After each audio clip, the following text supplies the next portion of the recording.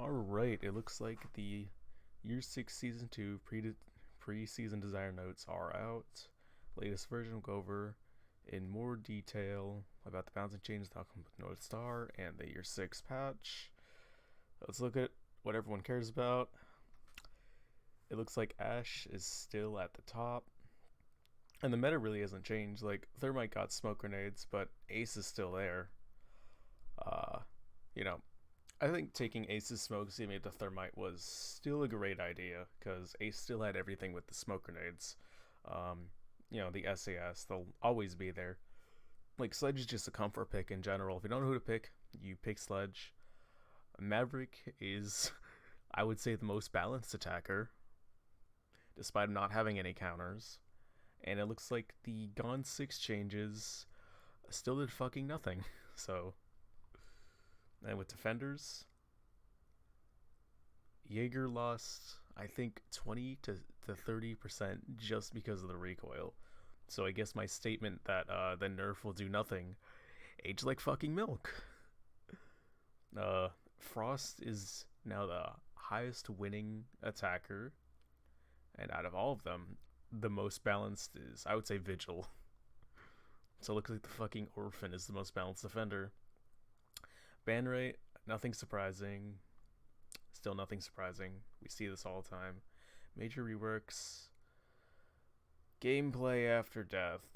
Put simply, we want players to feel invested in their team's success. Right now, up to the last second of the round, we want players to feel their impact on the match outcome. Doing so, our goal is to keep players interested and engaged, even after their operator has been eliminated. This means less downtime. This might be unpopular, but I do agree with droning after death. But I don't agree with shooting after death. Because, imagine the outroar when you die to a dead maestro who's still using his evil eye and he's still dead. Like, don't you think that would be, like, pretty busted and pretty anticlimactic? I'm perfectly fine with, like, the camera's still moving or the drone's still moving after death, but completely remove the shooting of echoes and shooting of maestros after death. And with Twitch drones and zero cams, just remove that part. Keep the drone after death. Because I think that's good enough for the downtime. But the shooting is going to make and break a lot of rounds. Like, this is why the withstand was removed. Because even if it's a little chance, it will probably still happen and completely ruin one of the games. So, after all, I can't rework an operator way we can help come out in LMGs. I don't agree. I still don't agree with the shooting after it, but keep the driving of drones. They reworked bulletproof cameras. It has an EMP. Keep that when you're alive. Don't have it when you're dead, because that's probably gonna fucking break the game a little bit. Death experience. Blah blah. Eliminated operator icons. I've heard this before. When players eliminated, there would be a transparent operator icon instead of their body. I am perfectly fine with this because there's been many times when I see a body and that makes me react and shoot at them. So that reveals my location. So when they make it transparent, you'll just see an icon, but you won't shoot at a dead body. I'm perfectly fine with that. Bullet holes, they're being removed. One of the best changes. I hate bullet holes, and I'm perfectly fine with them getting removed. There's been many times where I've died, and I have no idea where. It was completely unreactable, and they just killed me. It's not really a fair design with bullet holes, and I'm perfectly fine they're gone. Because it would just make you pre-fire everything, and you wouldn't really know where to go. HP replacing armor. 3 armors, 125, 110, and 100.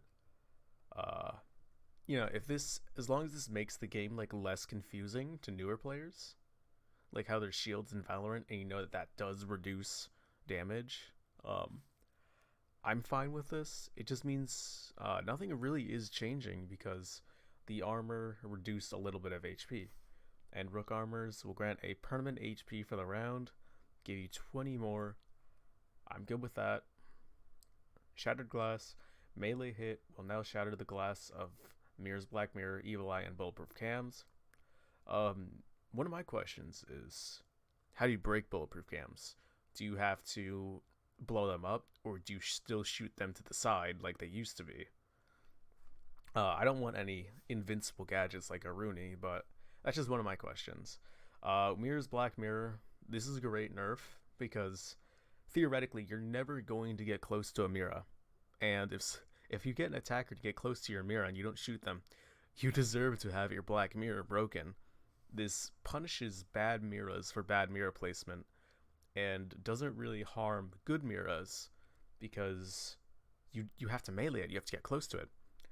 Maestro, you're gonna have to be more active on your evil eye. You're gonna have to put it in places where you think attackers will go but might not be able to reach.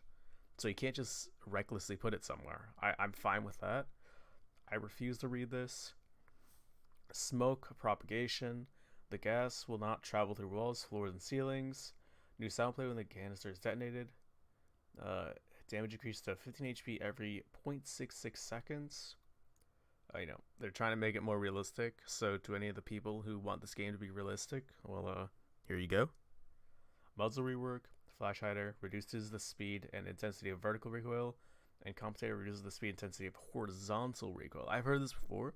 So if you're really good at holding down, then you're gonna want to use the compensator now. But if you suck at holding down, you want to use the flash hider.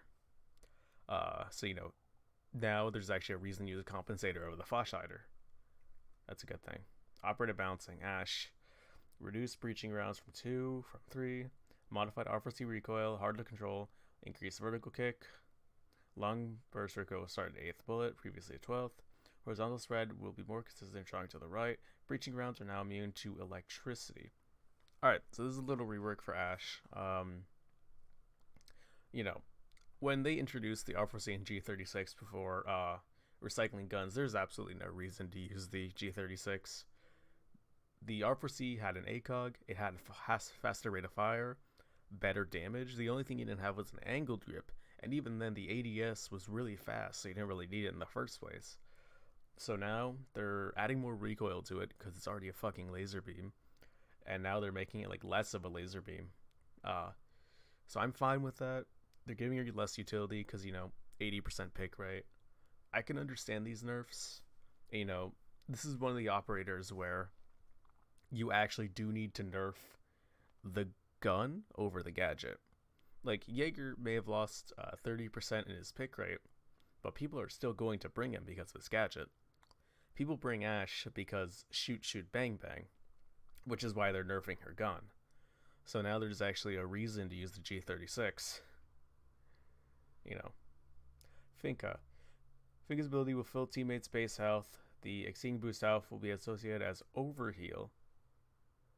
Alright, that is starting off as a good change.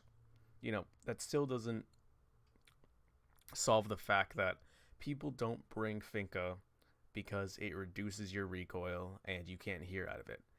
The main problem with Finka is when you use your adrenaline surge, your recoil is reduced. And because your muscle memory is so used to that recoil, now you're pulling down more and you end up shooting at their feet, so you end up losing more gunfights despite having more health. That is the problem with Finka, as well as the heartbeat sound effect, because you can't hear anything because of that heartbeat. This is why nobody chooses Finka, and this is why the Gone 6 did absolutely nothing to her pick rate, outright most likely nerfed her pick rate. I haven't actually checked. But this is a good start. Now, remove the recoil reduction and the heartbeat sound effect, and, give her frag grenades back. So, Nook. When help test server, for fuck's sake. Test server 1. When help presence reduction is active, proximity-based gadgets are not triggered. Gersmounts, Banshee, proxies, and metal detectors. Lasers are not triggered. Sounds made by Nook are no longer muffled. Glitch effect cancels proximity immunity, resulting in the activation of any gadget in range. Why the fuck is this test server only? It's last season they said the exact same thing. Test server only. We'll put it in later. I'm going to tell this right now. I'm going to say this right now. This change is not broken. It is extremely situational Because not only, in order for these proximity gadgets to work, you have to walk into them, you have to pre-drone them, and then you have to walk in without a defender actually like holding that angle. Because the majority of the time, a defender is going to hold that certain angle with the trap inside or be close to it. So if that trap's not there, Nook is still the same old Nook. So I have no idea why this is still test server only. It will not break the game. Well, I'm thinking of it right now. It won't break the game because even if you go through the proxy gadget, a defender will still be there and will most likely have a better SMG to you. So, put it in the game already. Malusi, Banshees are now deploy closed and will open when triggered, revealing a Banshee core. Banshee cores are now vulnerable to bullets and melee attacks.